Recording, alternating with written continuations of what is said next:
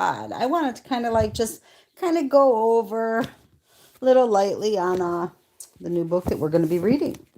The History of Romanism, from the earliest corruptions of Christianity to the present time, with full chronological table, indexes, and glossary, and 50 illustrative engravings. This was written by John Dowling, 1807 to 1878. Let's see. This was given to me by a brother in Christ that I had met through the 1611 fellowship group that I was a partaker in, which I absolutely love those people. So let's just kind of glance through, however you want to word it. I'm going to be reading right here. It's published by E. Walker in New York. Critical Opinions on Dowling's History of Romanism. The best evidence of the intrinsic value of this remarkably popular work is to be seen in the fact that within the comparatively recent period of its first publication, the extraordinary number of 17,000 copies have been disposed of. The following is an extract from a letter. The following is an extract from a letter from the Reverend Dr. Gizzatuni, the converted Roman Catholic priest who is abundantly qualified by education, observation, and extensive study to testify to the fidelity and value of a history of Romanism. If the reader wishes to be acquainted with the errors of Romanism, he has only to open the pages of Dowling's history. If the reader is anxious to read an epitome of the history of the popes, their ambitions, their intrigues, their avariciousness, their tyranny, their superstitions, and their mummeries, he can find here all proved and authenticated by the most credited authors of the Church of Rome. L. Gistolini. It reflects much credit on the skill, patience, industry, and judgment of the author. He appears very justly to have conceived the idea of a work which has long been regarded as a desideratum by a large portion of those interested in the great controversy with the Romanist Protestant churchmen. We think it an able work comprising the results of extensive reading and research and well adapted to fill an important chasm in our literature, Luther Observer. We regard it as a most important addition to the historical and religious literature of the age. Its contents form a rich storehouse of historical instruction, which should be placed within the reach of every family. New York Christian Intelligencer. It presents a succinct but sufficiently full history of the rise, progress, errors, cruelties, and present conditions of the papacy, although authenticated by reference to the most undoubted historic sources, related in a spirited, engaging, and impressive style, and arranged in the most lucid manner. It abounds in facts and incidents, and with its beautiful illustrations is better adapted to furnish a vivid and impressive portraiture of Romanism as it is than any other book we know of. New York Evangelist. The detached portions of Roman history, which were everywhere to be met with, needed to be brought together and presented in a systematic order. The reading of one book thus becomes better and cheaper than the reading of many. Boston Recorder. It is written with a ready, popular eloquence for which the well-known author is distinguished and cannot fail to arrest attention to the controversy of which it treats. It is a strongly Protestant work and exhibits the deformities of popery with great power. New York Recorder. The author appears to have brought to the execution of this great work unwearied industry, genuine and thorough scholarship, and scrupulous fidelity. Rufus Babcock, late president of the Waterville College. So this is some really good recommendations, really. The arrangement is lucid, the facts are well attested, the style is vigorous, and the subject one of surpassing interest. We have read several pages and turned to different parts of the book and have found nothing dry, nothing dull. The issue of such a book is timely. Of its usefulness there cannot be a doubt. Its comprehensiveness embraces, as it does, every fact of moment and gives it superior advantages over any other history for general reading or ordinary reference. Christian Reflector, Boston. I don't know where that stopped. So let me just start that paragraph again. The arrangement is lucid, the facts are well attested, the style is vigorous, and the subject one of surpassing interest. We have read several pages and turned to different parts of the book and have found nothing dry, nothing dull. The issue of such a book is timely. Of its usefulness there cannot be a doubt. Its comprehensiveness embraces, as it does, every fact of moment, gives it superior advantages over any other history for general reading or ordinary reference. Christian Reflector, Boston. Its value is greatly enhanced by a large number of beautiful engravings illustrative of the principal events of papal history, which are executed in the highest style of art and are often eloquently expressive. This work is prepared for the people and is admirably adapted to the times. Its circulation would do incalculable good in making known the system, tactics, errors, and dangers of popery, and thus most effectively put us on our guard. We trust its beautiful appearance will secure it an introduction where its stirring appeals and thrilling facts will tell upon the consciousness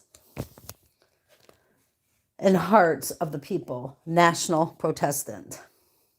From the Reverend W.C. Brownlee, D.D., New York, I have examined the work entitled Dowling's History of Romanism Illustrated. I consider it one of the most valuable works on the subject that I have ever pursued, and trust it will meet with an extensive circulation. W.C. Brownlee.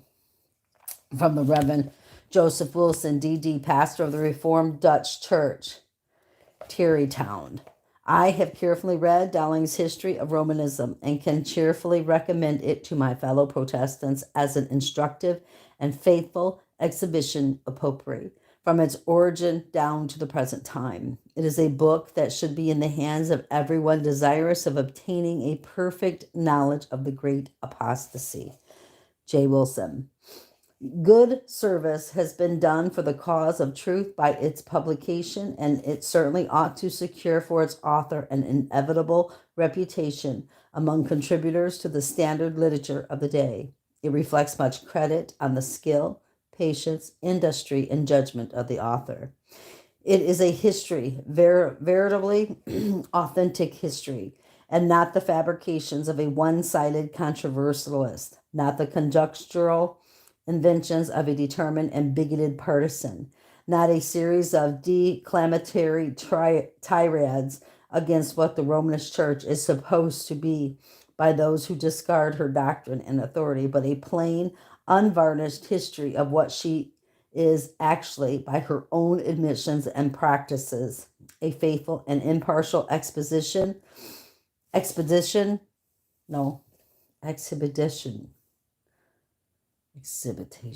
can't say that word, I'm so sorry. From her own archives of her recorded and attested opinions and usages. As a book of reference, this work will be found valuable. Protestant Churchman, New York. This work exhibits a comprehensive view of Romanism, its doctrines and ceremonies, its politico-religious machinery, its popes and councils, its intolerant spirit, and its murderous practices from its first origin to the present day. Such a work required deep and protracted research, and it affords evidence that diligence, caution, and judgment in the selection and arrangement of materials have not been wanting. The author has availed himself of the writings of both Protestants and Papists and has brought together a greater mass of information on the history, the spirit, and the doings of popery than we have ever seen before in one volume. When the enemy is coming in upon us like a flood, it is time to lift up such a standard. The deluded votaries of the man of sin may raise the cry of persecution, and recreate Protestants may join in the cry, but all who value the truth of God and the civil and religious independence of our country will hail the appearance of such a work. Philad Presbyterian. For specimen portraits, see frontispiece. I'm not sure what that means. The Statesman's Manual. The addresses and messages of the Presidents of the United States, inaugural, annual, and special, from 1789 to 1849, with a memoir of each of the presidents and a history of their administrations. The Constitution of the United States and a selection of important documents and statistical information, compiled from official sources by Edwin Williams, embellished with portraits of the presidents engraved on steel by Visu Belch, B-A-L-C-H, Balch, in 4 volumes, price $10. Conditions of the work. This notable work is comprised in 4 octavo volumes of 1942 pages, beautifully printed on the finest paper, with 12 portraits exquisitely engraved on steel with vignette title pages, and bound in strong muslin extra gilt. Copies in sheet binding, library style, 25 cents a volume extra. The reference edition of the above work in 3 large octavo volumes without portraits, muslin, price $7.50. Sheet binding, 25 cents a volume extra. Isn't that crazy? Yeah, you can't do that today. Critical notices of the Statesman Manual from the President of the United States, Washington, October 19th, 1849. Mr. E. Walker, sir, it affords me pleasure to say that I consider the Statesman Manual one of the most valuable publications of the day. It must become an indispensable book of reference to all persons engaged in public affairs and others who study the history and practical operation of our government. I am yours and company, Zachary Taylor. From the late President of the United States, to Mr. E. Walker, dear sir, I have found your Statesman Manual a valuable work and exceedingly useful and convenient. Yours, J.K. Polk. From the Honorable Henry Clay, my dear sir, your Statesman Manual is a very valuable work for reference. Yours and company, Henry Clay. I have examined the Statesman Manual and am of opinion that it is a proper work for school district libraries and deserving a place in these institutions. J.S. Randall, Department State Superintendent, Community Schools. This superb work is a complete repertory of political information relative to the United States from 1789 to 1849, containing the addresses and messages, inaugural, annual, and special, of the several presidents between those 2 epochs inclusive. Accompanying is a memoir of each of the presidents and a history of their administrations. Also, the Constitution of the United States and a selection of important documents and statistical information. The contents are compiled from official sources by Edwin Williams, Esquire, and the whole is embellished with portraits of the presidents engraved on steel by Balch, B-A-L-C-H. The political events which have marked the progress of this great republic have necessarily been foreshadowed in the messages and addresses of the several presidents, bringing them into chronological order and exhibiting their march from an inception to conclusion must, in a great degree, abridge the time and labor usually devoted to their study by politicians. Mr. Williams' work is perhaps the best help to the student of history, administrative, and diplomatic of the United States that exists in language. It should be in every library and form a vad mecum or constant companion to everyone who aspires to take part in the legislation of this country. New Orleans, Picayune. This is one of the most important books published in the United States for a long time. New York Journal of Commerce. A most complete library in itself of all that concerns the politics of the country. No individual should be without these volumes. How many hours of idle discussions and senseless debates might be spared to heated partisans were these books at hand for appeal. We shall have frequent occasion to refer to them. Democratic Review. It is emphatically a national work and as such immediately deserving of a national support. No American library, however small, is properly made up in which a copy of the Statesman Manual is not found. In New York Express. This is the most important contribution to American political history ever published. Certainly, no work can compare with this in condensed comprehensiveness, in accuracy, and in all the features which make such a book valuable to all persons connected with or in any degree interested in public affairs or the political history and condition of the country. It is absolutely indispensable. New York Courier and Inquirer.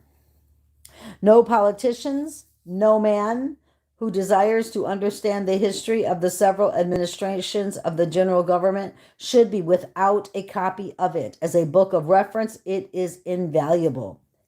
Harrisburg Argus.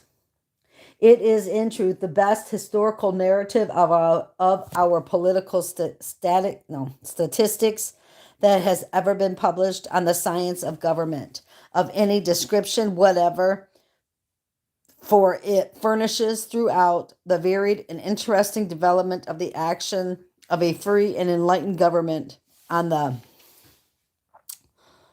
multifarious interest of society, and demonstrates that the latter are more perfectly guarded under the aegis of republican institutions than any other. This work is well written, well printed, and well bound, and must sooner or later enter into every library.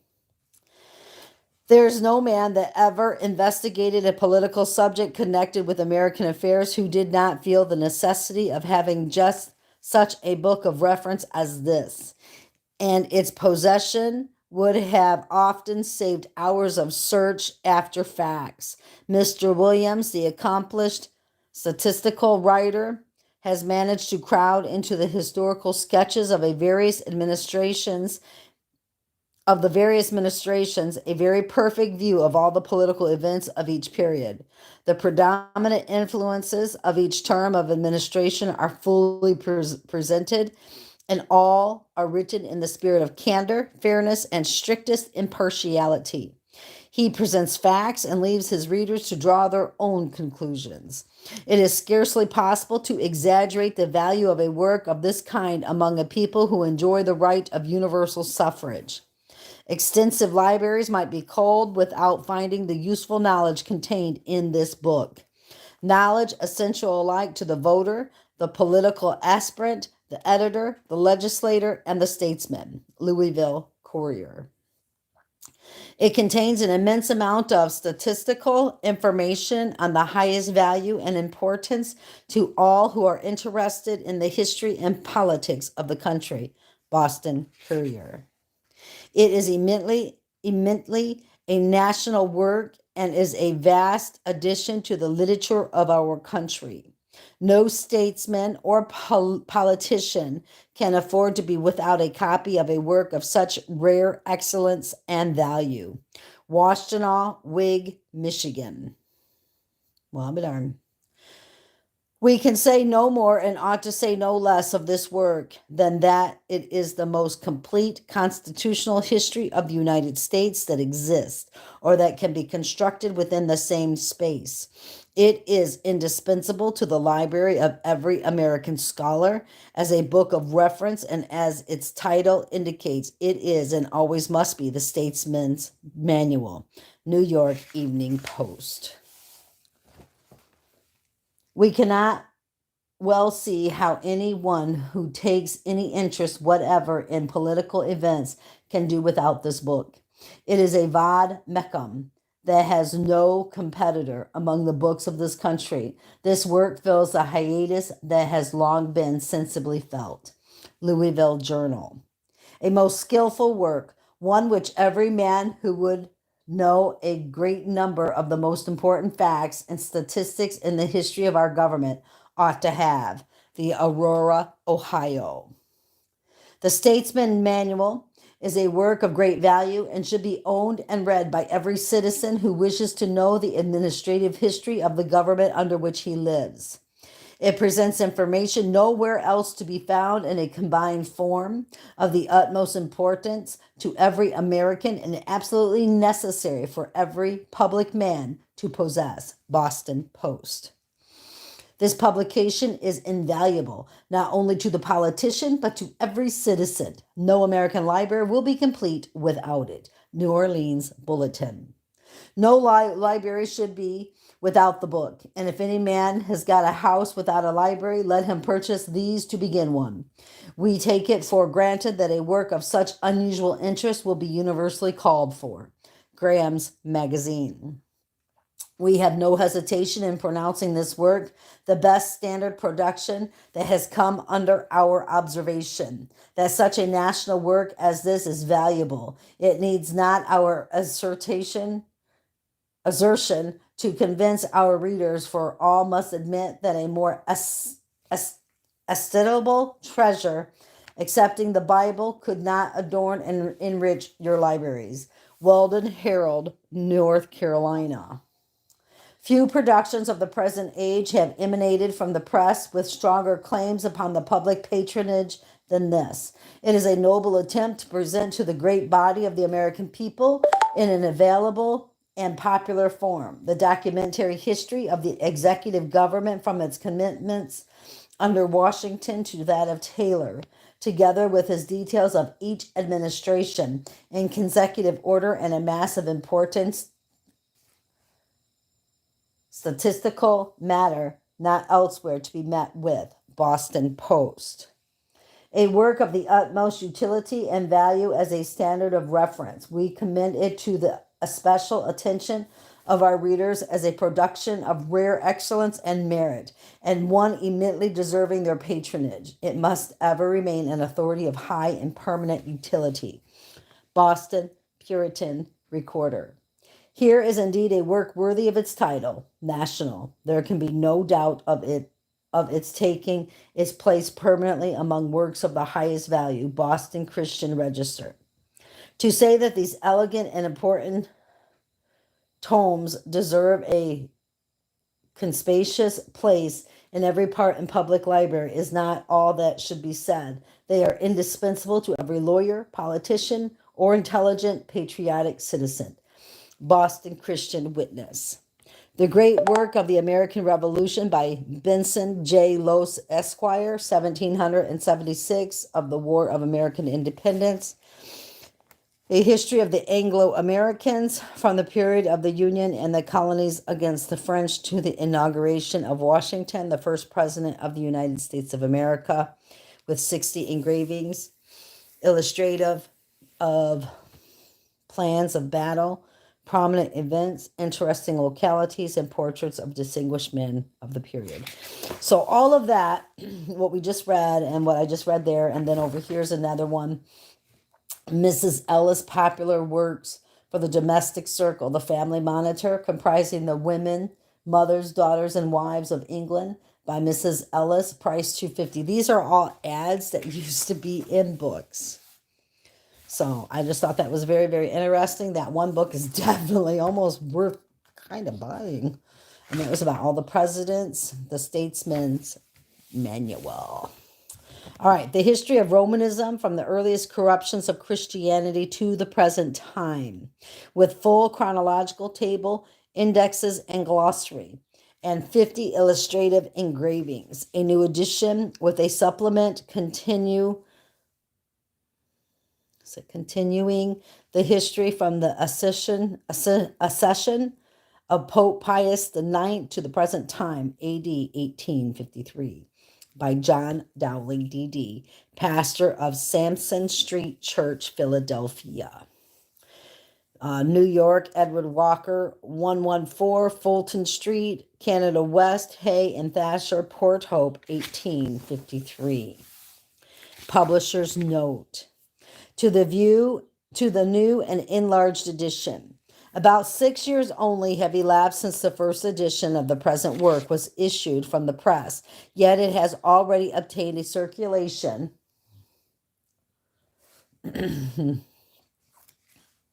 well, it has, let's see. I'm so sorry. That phone over there is going on. Circulation much more extensive than any other large volume ever published in America, upon the subject of which it treats, or perhaps in England, with the single exception of Fox's Book of Martyrs. Upwards of 20,000 copies have already been called for, and we now have the pleasure of presenting a new and much enlarged edition to an intelligent and discerning public. To render the work as complete as possible and in compliance with the suggestions of many of the warmest friends of the Protestant cause, the author, Dr. Dowling, has consented to prepare for the present edition a supplement of about 150 pages comprising biographical sketches of the last Pope, Gregory the 16th, and the present Pius the 9th, and a succulent history of the revolution in Rome by which the pontiff was driven from his throne, the noble struggle of the Roman patriots with the French, Austrian, and papal forces, the Pope's return to Rome, and the other important and remarkable events by which the pontificate of Pius IX has hitherto been distinguished up to the present year, A.D. 1853.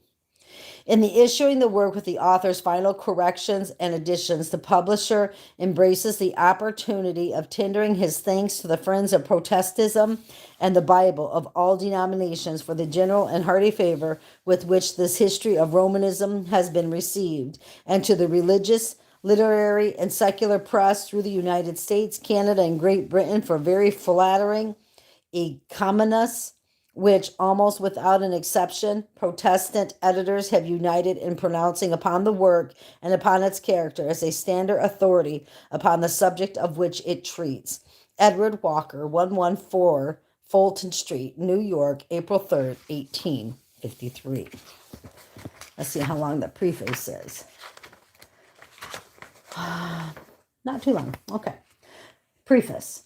The present work is intended to supply a chasm that has long been felt by ministers, theological students, and other intelligent Protestants in the historical and religious literature of the age. While a multitude of works have been published, many of great value, on the subjects of controversy between Protestants and Papists, or on special topics illustrative of particular periods in the history or particular traits in the character of popery, the need has long been felt of a complete yet comprehensive history of Romanism through the whole period of its existence, which, in the compass of a single volume, might present in chronological order the origin and the history of its unscriptural doctrines and ceremonies, the biography of its most famous or infamous popes, the proceedings and decrees of its most celebrated councils, with so much of the details of its tyranny over monarchs and states in the days of its glory, of its inquisitions, massacres, tortures, and burnings, and of the successful or unsuccessful efforts of reformers in various ages to rescue the world from its thraldom, as might be necessary for a full exhibition of its unchanging character. There are comparatively but few ministers or private Christians who can spare either the leisure or the expense to procure and to study the library of works, Roman Catholic as well as Protestant, Latin as well as English, through which are scattered the multiplicity of facts relative to this subject, a knowledge of which is necessary to all who would understand the true character of popery and be prepared to defend against its Jesuitical apologists and defenders of the doctrine of Protestantism and of the Bible. Hence, the desirableness of a work which should collect together all such facts as might be necessary for this purpose from these sources and present them in systematic order and in as striking a point of light as the importance of the subject might demand. Such a work is attempted in the present volume. The subject has for years past occupied the attention of the author, and much of his reading and research has been directed into this channel. Probably, however, years more might have elapsed before he would have summoned courage to present such a work to the world, had it not been for the persuasions of his enterprising publisher, Mr. Walker, and his assurances that if the author would prepare his materials for the press, he would spare no expense to issue the work in a style of mechanical execution and artistical embellishment superior in these respects to any work that has ever been published in America upon the character or the history of Romanism. How completely Mr. Walker has redeemed this promise, the appearances and illustrations of the volume must testify.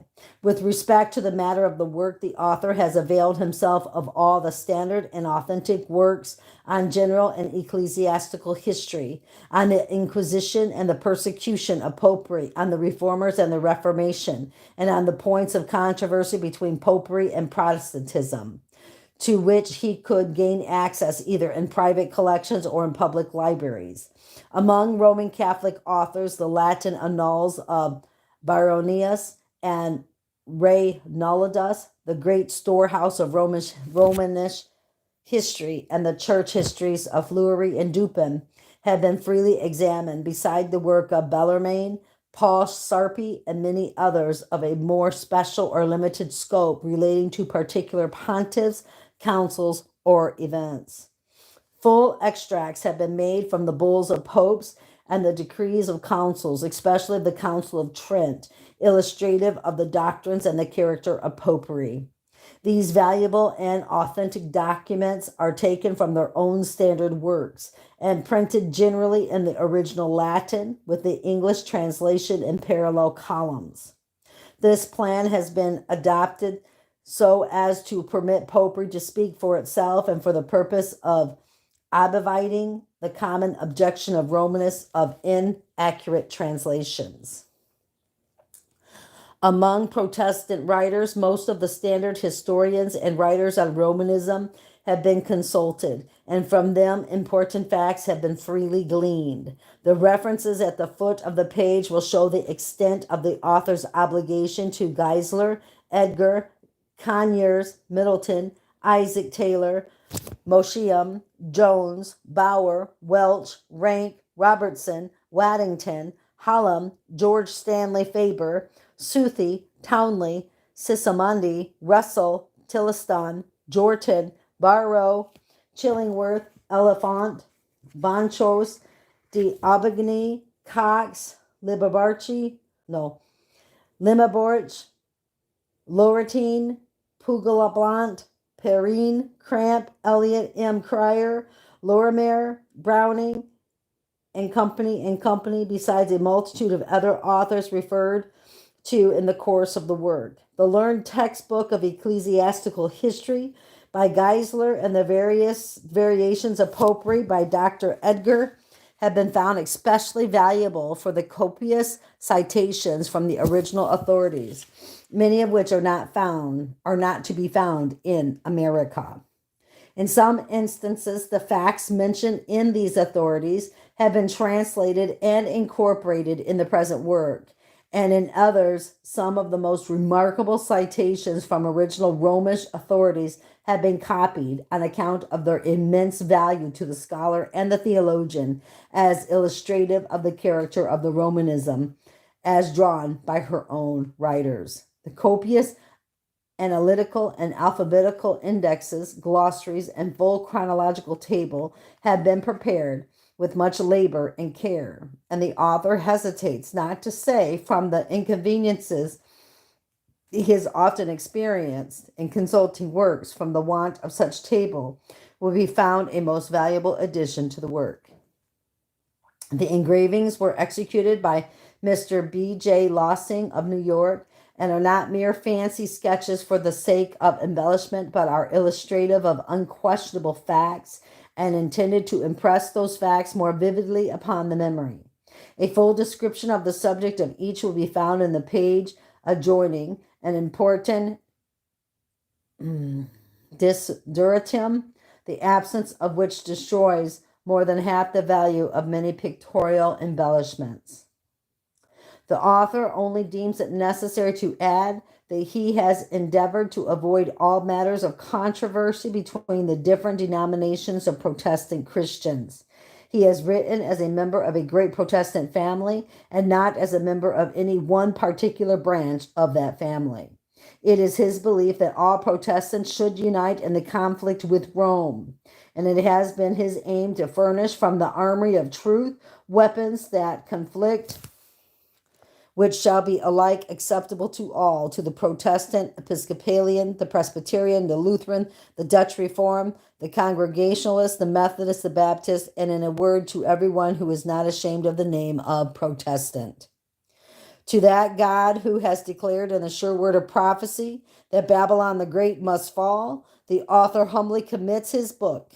If the work shall be the means of extending light throughout our yet happy America upon the history and character of that hierarchical despotism, which is straining every nerve to reduce the people of this land to its tyrannical sway, and of thus arresting the efforts of Rome to spread over the Western continent the dark, the superstition, and the mental and spiritual thraldom of the Middle Ages, he will feel that he is richly rewarded.